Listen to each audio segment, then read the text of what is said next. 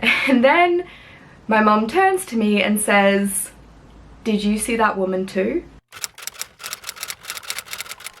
Hello everyone and welcome back to my channel. So for today's video we are doing a spooky story time, aka my paranormal experience story times and a whole bunch of my mum's paranormal experiences. So because it is the spooky season, I thought it was the perfect time to tell you guys these stories. I have heard most of these from my mum growing up. I just thought it would be perfect time to share them with you guys. Firstly, I hope you guys enjoy the little makeshift setup I set up.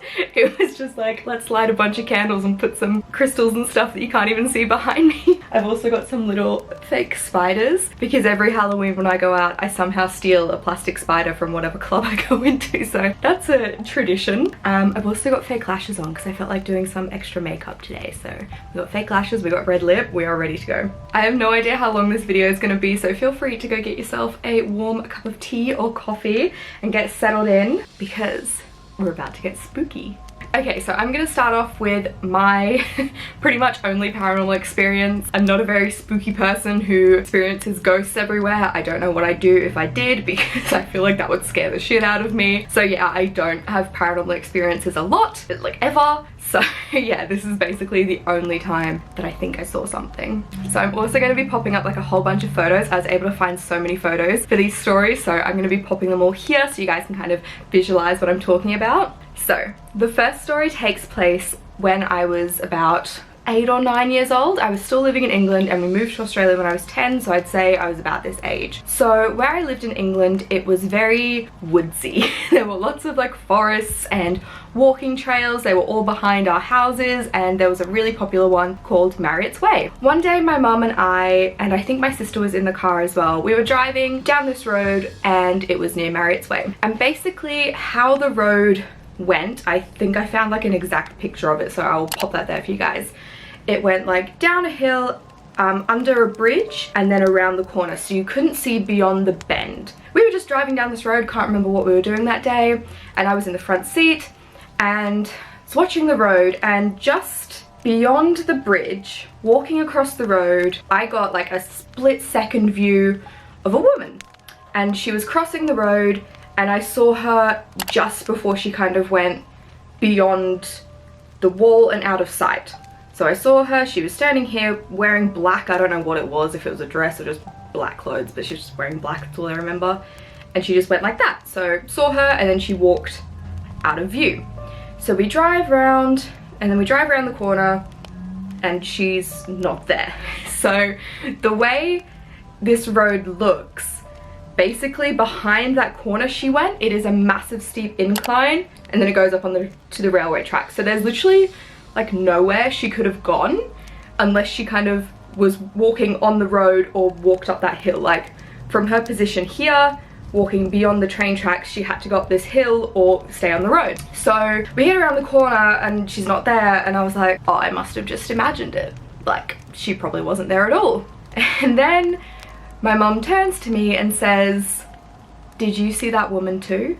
And I was like, oh, okay, we did see something because she was not there. So my mum saw her as well. We were both in the front seats. Obviously my mum was driving, I was 8.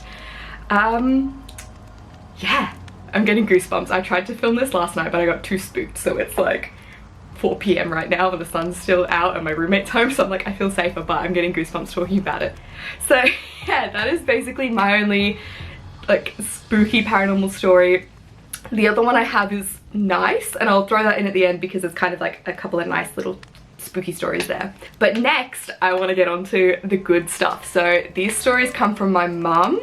So when she was like 18, she decided to pack up and travel the world and live her dreams like wherever she went. So she's been to a lot of places. So this particular story occurred in 1994, and I will get up my notes because I was on the phone to her yesterday like writing this down like word for word so I wouldn't forget it. Like I said, I've grown up with these stories, hearing them over and over, but I just wanted to make sure I had all the facts correct before I told you guys. Okay, so it was 1994 and my mum had just started working in the Rimrock Hotel in Banff in Canada. So at this point she had just met my dad. I think they'd been together for like a year or so. Honestly, I have no idea.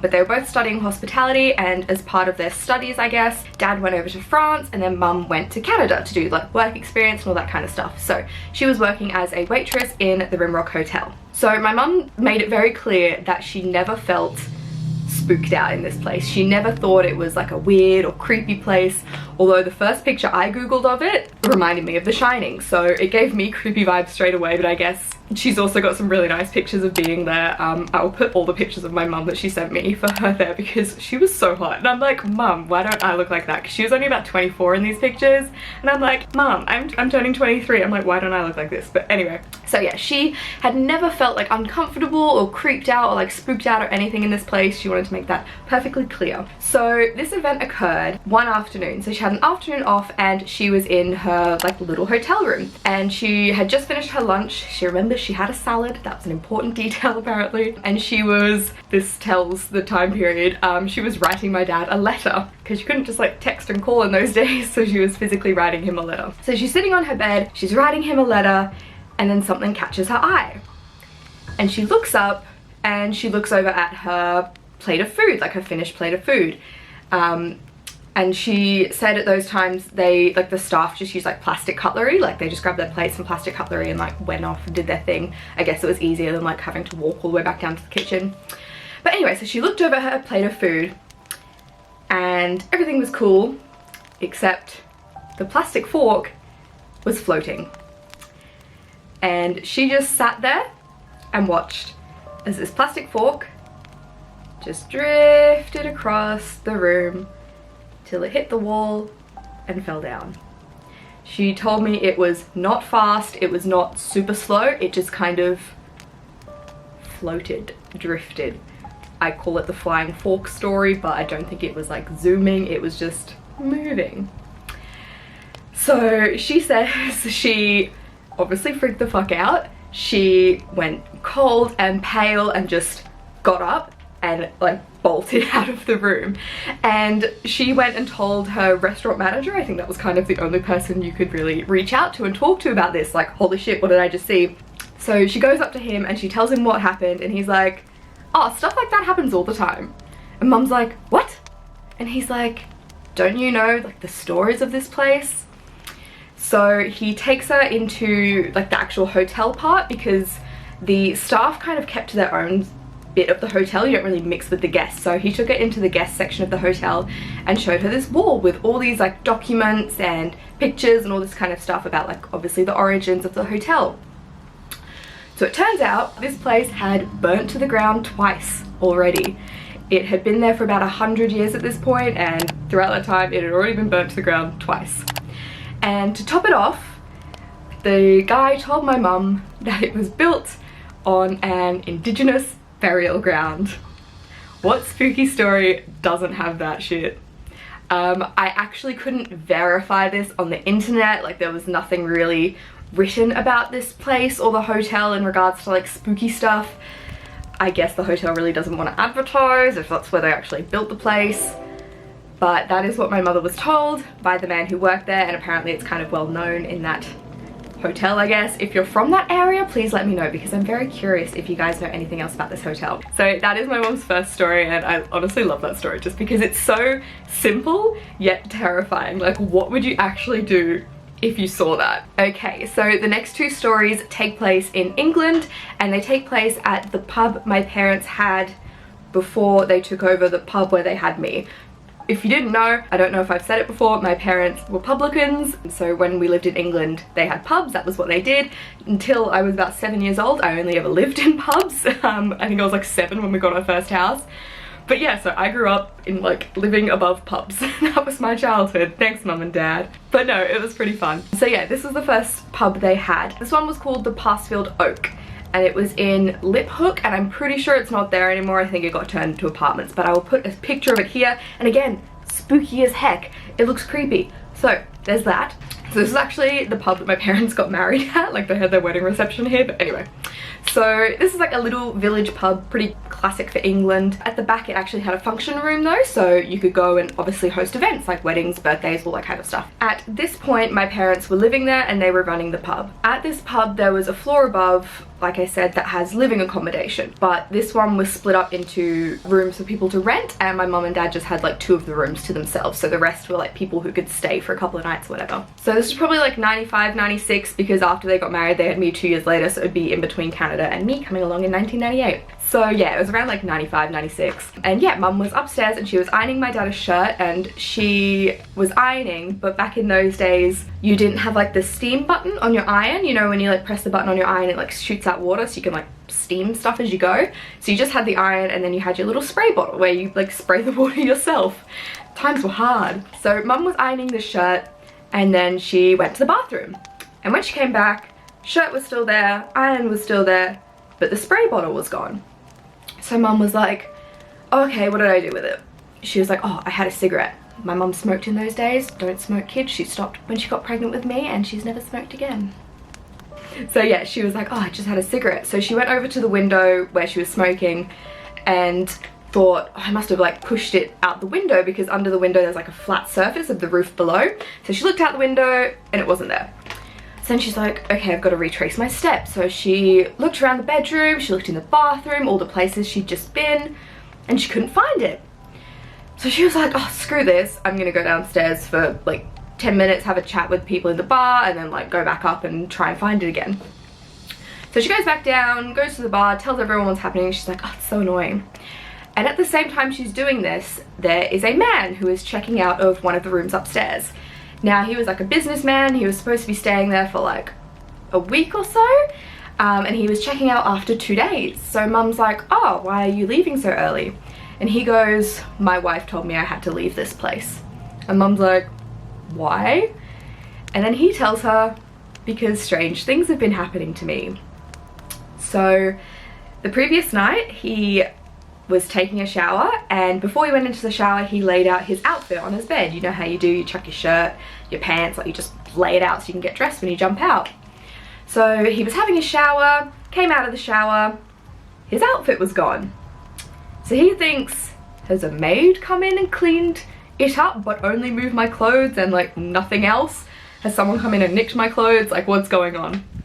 Also, just to note, I think my parents were like the cleaners at this point. I know when we had our other pubs they cleaned the rooms at the same time, so if they were at this pub I'm pretty sure my parents cleaned the rooms as well when people left. So obviously it wasn't my parents going up and cleaning. Also, who would do that? Maids don't like touch your stuff, and if they do they like leave it in plain sight. They just like move it to the side. So it was gone. So he's like looking around his room, in his wardrobe, in his bags, thinking maybe he didn't get it out, you know, like whatever. And then he opened his bedside drawer, and inside the drawer was his outfit, perfectly folded and placed in there. So the guy calls his wife, tells her what happened, and his wife goes, you need to leave right now, check out, I don't care, that place has got some spooky shit going on. So he told this to my mum. Mum's like, oh, weird. So she checks him out, she goes back upstairs, and sitting on the ironing board, exactly where she left it, is the spray bottle. Okay, so the next story takes place in the same pub, so in the same location, but it happened to a girl who worked for my parents. So, like I said before, at this pub there was a function room at the back where you set up and you have weddings, you have like tables, chairs, all that kind of stuff going on in there. And this girl was working one morning setting up the bar for a wedding they had later that day. So it was early morning, and in the mornings, you know, you set up the tables for the buffet and all that stuff, but no one's really there until the afternoon. Like, they have their wedding during the day and then they come by afterwards for their stuff at night, you know? So it's literally only staff at the pub at this point setting up. So the girl's behind the bar cleaning glasses. That was all I did when I worked in a bar, so probably doing that, probably tapping beer and and she looks up, and every spooky story needs one of these. There's a little girl standing in there. So the woman working looks over at the little girl and thinks, wow, what a hideous outfit for a bridesmaid or a flower girl. That outfit is so old-fashioned and like vintage. It just looked really, really old. But she just assumed it was like her bridesmaid outfit or her little flower girl outfit. So the woman says to the girl, hey, like, where are your parents? What are you up to, you know? And the girl doesn't say anything, but she just runs off. So the woman's like, oh, that's weird. And she walks into like the pub bit, the bar bit next door. And she says to the people working there, she's like, oh, have like the families started arriving yet? Like, are people here helping us set up? She's like, oh, I just saw like a little girl in the other room. And the people behind the bar go, what are you talking about? No one is here. The pub isn't even open yet. Spooky shit, let me tell you, it's some spooky shit. If I saw a little girl ghost, I would actually die. So yeah, they are my juicy ghost stories. Mum has like the juiciest ones. Now I've got some like little like spooky experiences, I guess you'd call them. They're not like paranormal, I saw a ghost, but like little creepy shit. I'll tell you about like the house I used to live in with my roommate Jamie before we moved into this one. We lived together in student accommodation with 3 other people, and like this house was like a new build, so I feel like it wasn't haunted. But on one occasion I was in my room and like the lights started like flickering like something out of fucking Poltergeist. Like they were just like and I screamed and I ran to my friend's into my other friend Fran's room. And we were like, what the fuck is this? So that was really creepy. And then Jamie told me once her and our other roommate Carly went downstairs into the kitchen and all the burners were like on the highest heat basically. So someone had gone like, you have to like twist them, and they'd all been twisted onto like the highest heat. And obviously like if you leave one on, that's an accident, but who puts all of them on? That was probably more an indication that our landlord was shady and didn't pay for a proper electrician more than anything else. But yeah, that was some spooky shit that happened. So this was another story from my mum. This is just like a little quick one. And she was in, I think, the Red Lion, which was the pub my parents had when I was born. So this was like the pub after the Parsfield Oak. A lot of pubs. And the thing about these pubs, right, is they're old. They were all built in like 1600s, so these pubs are very, very old. So there are some old energies and spirits hanging around. There was one night she was asleep in bed with my dad and she got woken up. So something woke her up and she looked at the doorway and there were 2 figures in the doorway, and there was like a light on behind them, like as if the hallway light was on or something was on in the background. She just like whacks my dad and says, oh, she was like, they're coming for us, they're here, go get them. So dad wakes up and he runs into the hall and he's like, what the fuck are you on about? And mum's like shaken as hell because she just woke up and saw these things there. Yeah, I don't really know what it means. She never really saw them again, but it was weird because she saw like 2 people, because sometimes you can like see something and you're like, oh, there, but then 2 people with like light behind them. I don't know. And mum's not one who, she's like not a spooky person like me. Like she doesn't like see ghosts or like feel things or like have sleep paralysis or anything like that. So I don't know what that is. Spooky incident from our family farm. So one night my sister was chilling in her room talking to her friends on Snapchat and she took this picture. Yep, that is a creepy little girl sitting on her bed. I get bad juju vibes from the farm sometimes. I always had like the worst scary dreams when I was there. I don't know. It's not a very old house. The farm had weird energy. I feel like it was because you're in the middle of nowhere, you feel a little bit spooked. But yeah, this photo is the creepiest shit I've ever seen.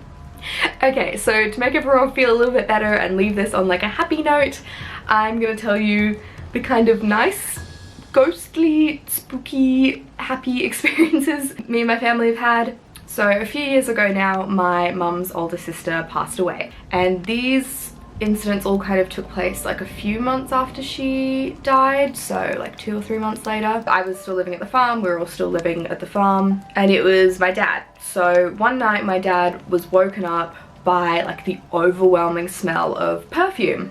Like it was so strong, he like felt a little bit nauseous, so he had to like wake up, get up and like go outside for a little bit and then come back in. And then it was, I don't know, like a week or so later, and my uncle, so my auntie's husband, came up to visit us, to visit the farm, bring up some of her bits of mum and stuff like that. And they were all sitting outside on the deck. I was inside like washing up or something, I don't know. But they were sitting out on the deck, and Chris, my uncle, says to my mum and my dad, he's like, I just keep smelling perfume. Like I just keep smelling like really strong perfume. And mum looks at my dad and she's like, I did not tell him. Like they had not told each other about these events. And my mum also now smells perfume when she like walks down the end of our property, like to the forest and stuff like that. So she smells perfume. So yeah, whenever we smell perfume, I think it's Debbie. And then this is kind of my other thing. I don't know what it is, and I realized I only told my mom about it yesterday. Like, I'd never told anyone about it because I was like, oh, that's just something I'll keep to myself. But here we go, internet. So it was the same day that Chris was up, and they were all sitting outside on like our deck at the front of the house, and then I was, like I said, washing up, and like there's a window above the sink and you can look out onto the deck. So I was just chilling, washing up, they were outside chatting. And I look up, and for like a split second I saw my aunt sitting with them. I just saw her wearing her little hat that she used to wear before she passed away, because she had a little bald head, so she always wore fun hats. And yeah, I just kind of saw her sitting there, and it was only for like a split second, you know, when you like see something, but that's never happened to me before. So yeah, that's what I saw. And I said to my mum yesterday, I was confused. I was like, oh, why wouldn't she like have a more fun outfit on, you know? Why would she still be wearing her hat? And mum was just like, oh, it's probably what she was most used to, like comfortable in, you know? That's what she remembered from being alive. And I was like, oh, you're right. Do with these stories what you will. If you don't believe in ghosts, that's cool. I don't know if I believe in like demons and shit, but I feel like there's definitely some spooky energies that linger and hang out, and I don't think all these people who have had experiences are making it up, because I think there's something else. There's gotta be something else like beyond this, you know? Keep it hopeful. But yeah guys, I've been excited to film this video for so long. I hope you enjoyed these stories. Please, please, please let me know your ghosty encounters. If you've ever seen a ghost, if you've ever had anything paranormal happen to you, let me know in the comments so we can all feel these spooky vibes together.